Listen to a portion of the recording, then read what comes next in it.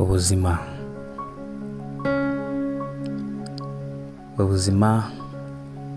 bushingiye kuri mama, nicyo kiganiro tugiye gukorana. Muri kumwe nanjye Elisa. Uyu munsi nashaka tuganira kuri mama. Bahaye ikaze. Mama ni intwari ku buzima bwacu bwa buri munsi. Mama yihanganira uburibwe anyuramo agutwite, ubwo buribwe akabugendana amezi 9. Si ibyo gusa, no mu gihe cyo kubyara anyura mu buribwe bukomeye. Mama niwe dukesha kuvuka kwacu. Ubutwari agira muri ibyo bihe anyuramo akwiye guhabwa agaciro.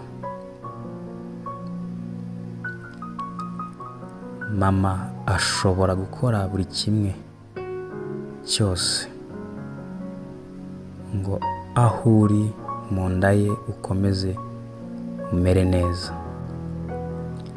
Nubwo imbaraga ziba ari nkeya muri we, ariko agerageza kwerekana igisobanuro cy'ubuzima ku mwana we. Ubundi bavuga ko iyo mama atwite umwana aba ari hagati y'urupfu no kubaho. Tekereza nawe izo nzira, kubaho utazi uko biri bugende hagati ya mama n'umwana. Ese ninde uri busigare? Ese bose barabaho? Cyangwa umwe arapfa cyangwa bose barapfa? Icyo ni ikibazo twibaza twese hagati y'ubwo buzima. Icyo gihe habaho guhangayika kuri benshi. Ubwo ndavuga kuri papa, nkavuga ku muryango n'abandi benshi. Igisobanuro cya mama ni kinini cyane, ntago nakivuga ngo nkirangize gishireyo.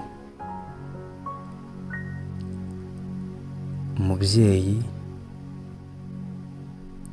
utajya ubura guhangayikira umwana we, cyangwa se ngo abure guhangayika kubw'ubuzima bw'umwana we.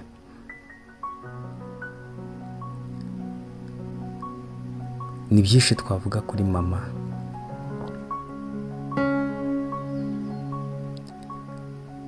Mama ni igisobanuro cy'ubuzima bwawe.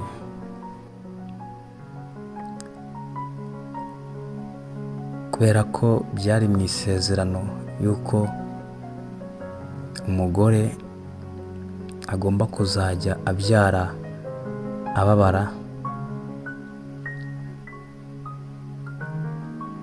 ibyo nibyo bikwereka ko mama akwiye guhabwa agaciro bitewe n'uburyo ashobora kumara igihe kingana n'amezi 9 agendana umwana ushobora kuba afite ibiro 5, ariko akakugendana amezi 9. Uwo ni mama.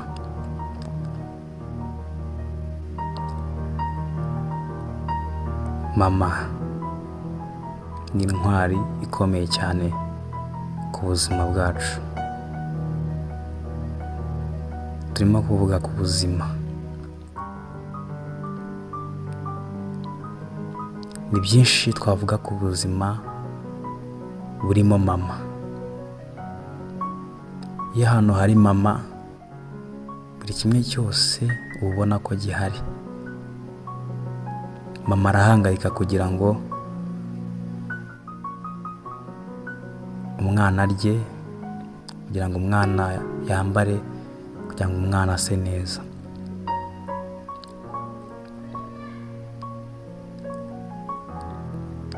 Ndaje dukomeze mu kindi gice tuvuga kuri mama. Icyo nagusaba no gukomeza gukora subscribe, ugasharinga, like na comment niba bino biganiro ubikunda. Ndaje tuganire kuri mama mu kindi gice. Ndabashimiye.